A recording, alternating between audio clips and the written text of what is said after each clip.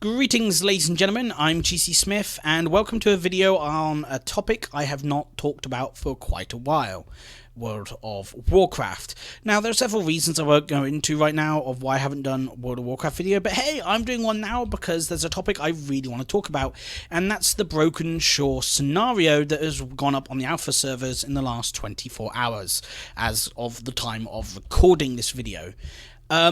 By the way, this Broken Shore scenario is absolutely amazing to look at, and while it is a little buggy and isn't fully finished, there's a lot of missing voice acting, shall I say, and it's only the Alliance version. It's still pretty good. So I'm going to go over a quick overview of the Broken Shore scenario, and then the implications of the story, and then maybe, just maybe, a bit of talking on some of the wider story implications going on as well, beyond just the Broken Shore event. So the Broken Shore scenario starts with you on a ship that is approaching the shore, and you kind of get pointed to the Tomb of Sargeras' fell portal, after which you quickly arrive at the Broken Shore, where Lady Jaina Proudmoore, I don't know if she's still leader of Dalaran at this point, or if she's already been deposed by Khadgar. That's not really covered at this point. But you've got Lady Jaina Proudmoore and Gen Greymane waiting there for you with some troops. And basically they've been pinned there by a group of demons on the shore that you have to break through, destroy a few laser buildings, and then break through to find Varian. You'll destroy the laser buildings, kill a demon commander, go over hill and find Varian there fighting a group of demons coming out of a portal. You kill the demon, destroy the portal, and then you move up the shore, or move up into a town, destroy the town, and then encounter Gul'dan. Gul'dan at this point is torturing Tyrion Fordring, and once you make your way to Tyrion Fordring with Jaina doing her really good Elsa impression at this point, Tyrion Fordring gets roasted like a marshmallow by a demon that Gul'dan summons, a demon that you then promptly kill. And I say promptly, it might take you a couple of minutes, but my point is you kill that demon, and then pursue Gul'dan to, I think, the edge of the Tomb of Sargeras. This is where, Varian goes yeah, there's nowhere to run, despite the fact that he's standing right in front of a giant fell portal, probably suggesting Gul'dan can quite easily run, which he doesn't, because he summons two waves of demons. You kill one wave, and then he adds a second wave to the one remaining wave. Kill that wave, and then he adds another wave. And this wave is really cool because it's basically a load of really big demon commanders, including pretty much every demon commander we've ever killed in raids or in major lore events, all of which you come out and say stuff in unison or synchronization that's kind of like, when it's completed, it's like, you'll never defeat us, we're a legion, we're eternal, we'll never stop, we'll always come back, you can never kill us for good. And it's a pretty dramatic reveal, but pretty good, and it kind of leads into a cinematic, which we don't get to see yet because it's not on the alpha servers. But some of the events of that cinematic can be inferred, because the moment that bit finishes, you're instantly teleported to Stormwind on top of one of the Alliance airships. It's not really obvious at that point which airship it is. There, Gen Greymane talks about how he is unwilling to face Anduin with the news, and he asks you to give you a to give him a letter written by his dad Varian, the same letter we see in the cinematic where Varian was flying towards the Broken Shore.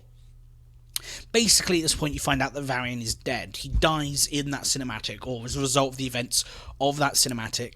You give Anduin his letter, and then there's this kind of council speech. During this council speech, or this whole group of council, like all the different Alliance leaders talking and trying to work out what to do, there's basically a discussion of Jaina saying, look, the Horde betrayed us at the Broken Shore, and I refuse to fight alongside them against the Legion. And the other leaders are kind of like, we need to fight against the Legion, and if we have to ally the Horde, we will. But this kind of goes some way to explaining some of the animosity of Alliance leaders towards Horde characters in the Legion Alpha, especially in the Elven Zone, where Horde and Alliance players are helping the Night Elf leader, Turinde, find Malfurion And she's kind of like nice to the Alliance players, but really, really horrible to the Horde players. And this kind of goes some way. Basically, it sounds like, from what we've gathered in the council meeting, that that the Horde kind of retreat and flee the Broken Shore, leaving Varian's forces trapped and dead. More likely, this isn't just like a tactical retreat. This is like, imagine the bit from the Wrathgate cinematic, where you see the catapults up on the hill, and then the leader just walks away. It's kind of like, hey, we're here, but we're leaving you all to die.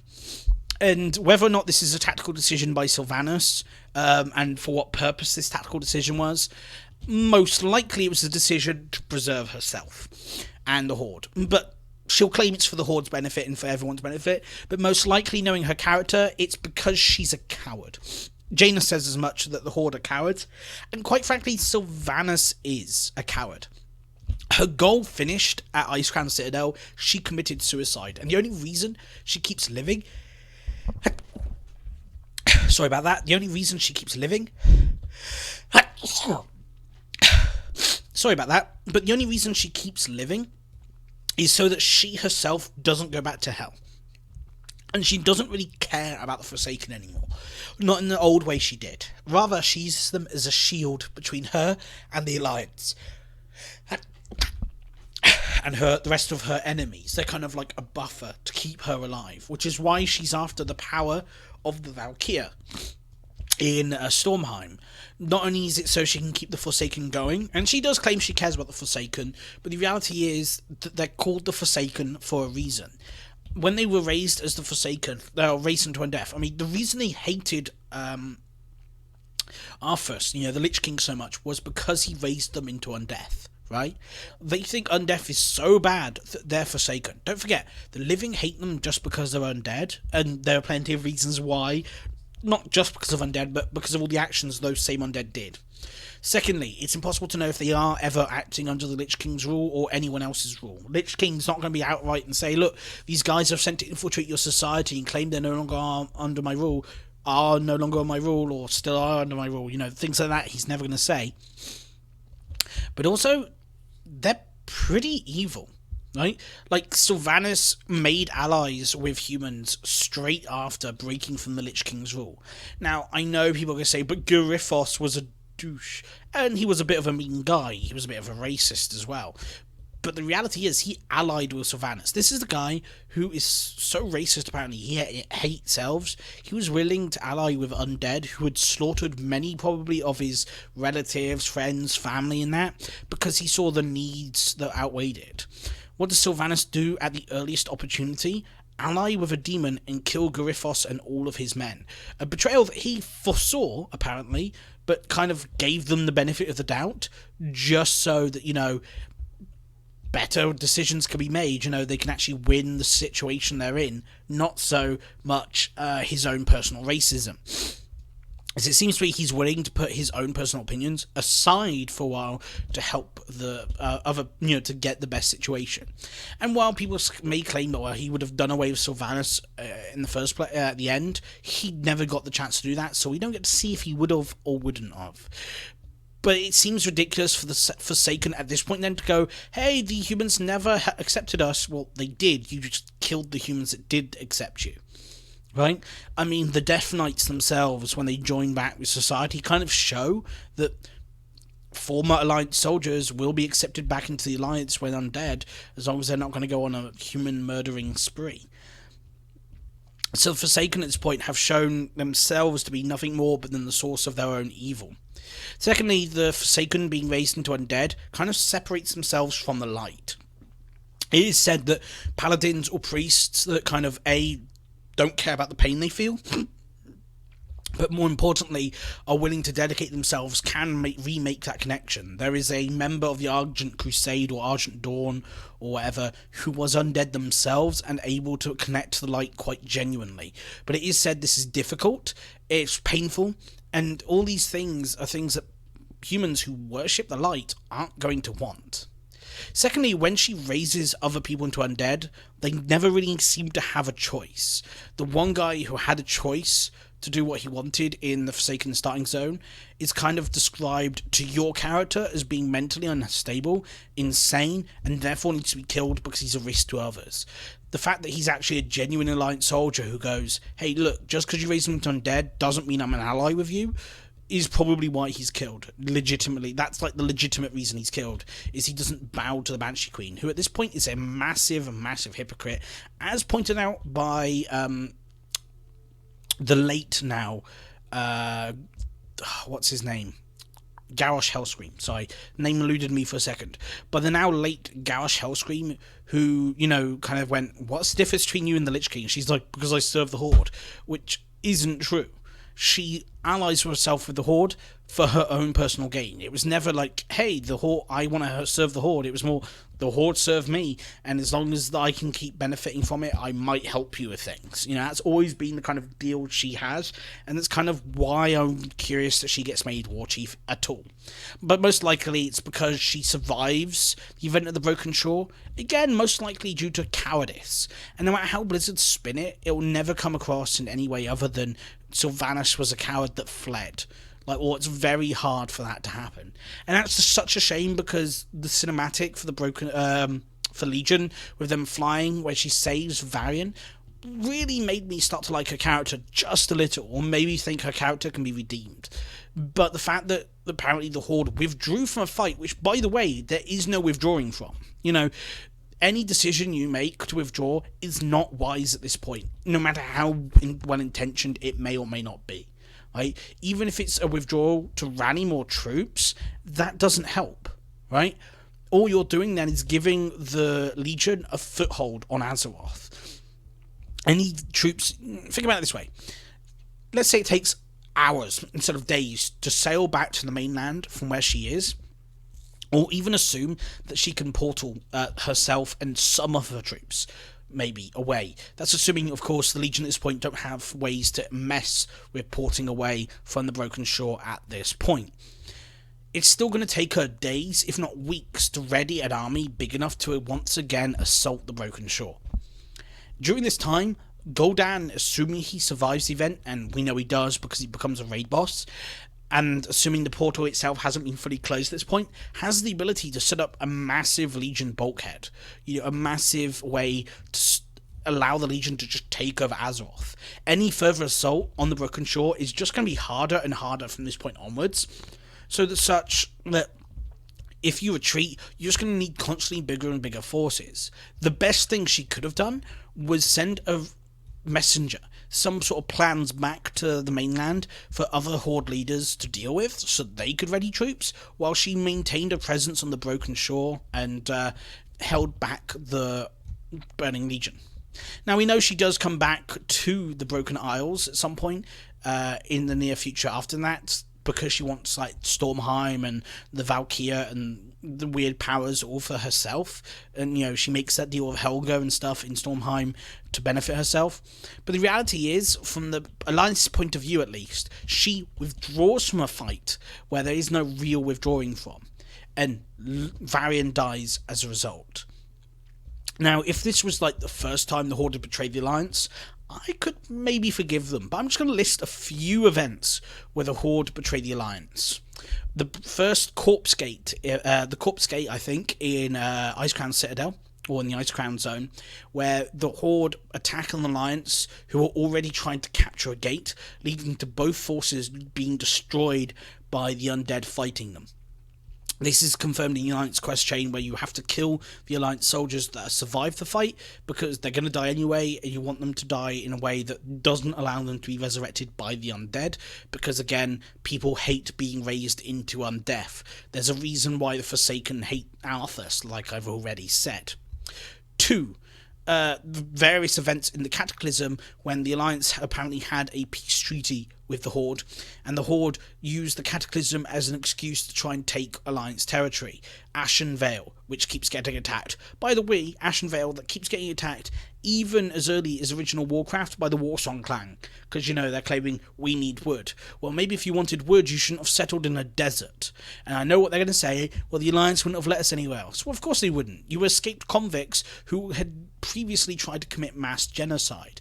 No matter what Khadgar or Mediev comes to you and reveals to Thrall, doesn't change the crimes that they'd committed, and the fact that them even being allowed to live on a world they have no right to claim any land on is a huge amount of benefit they should have, and yet they never thank the humans or anything for their kindness. Then after all the betrayals in the Cataclysm, there are the betrayals in Mist of Pandaria, the various just Horde betrayals there.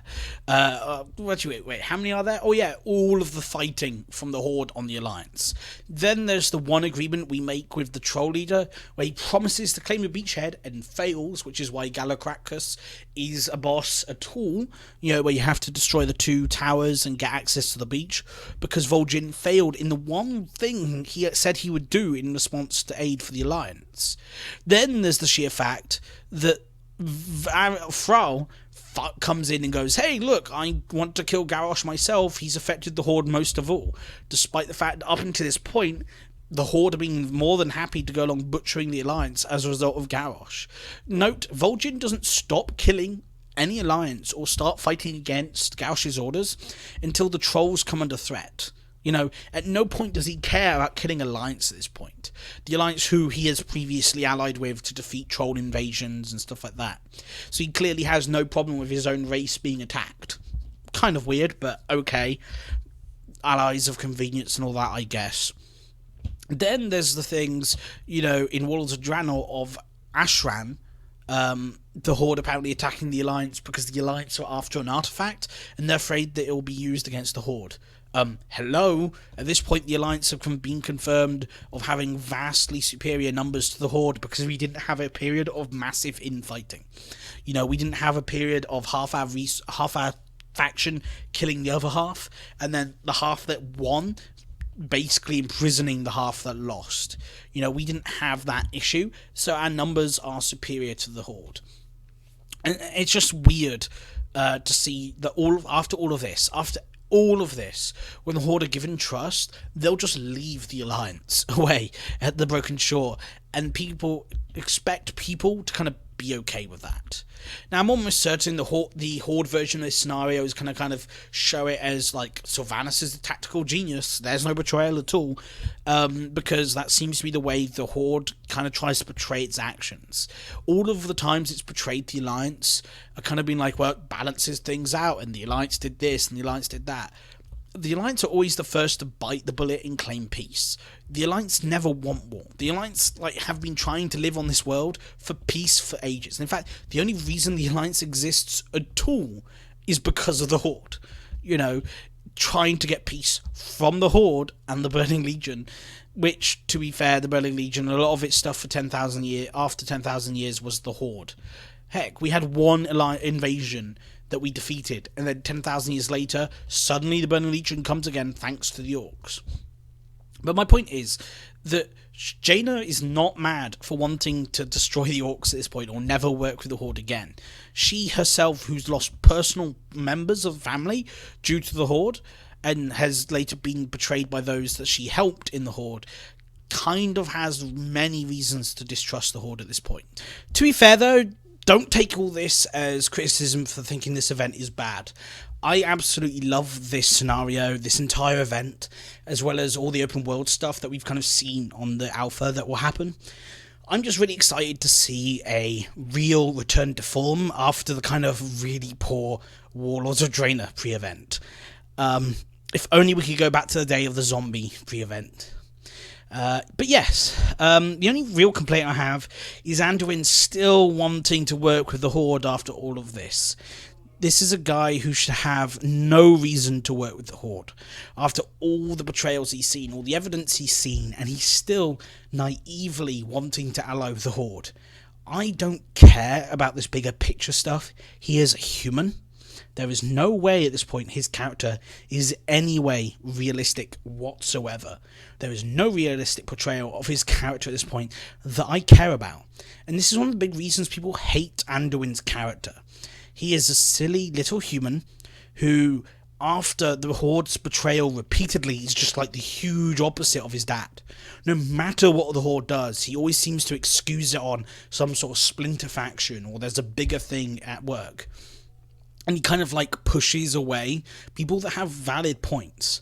Okay, Velen, an infinitely wise ancient being from a mortal race who's been gifted visions by the Naru, him wanting to see the difference between the two races, or, you know, see the bigger picture is fine. And maybe Anduin listening to his council makes some sense.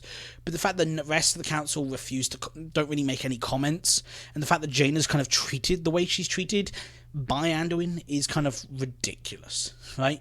Yes, he does acknowledge that something needs to be done at some point, but it really needs to be done sooner rather than later. Still, at least it makes sense now why we want, or in Stormheim, that the various Alliance characters there basically use Anduin's letter and his approval to, if you come into conflict, do whatever you have to put themselves in conflict so they can do whatever they want to.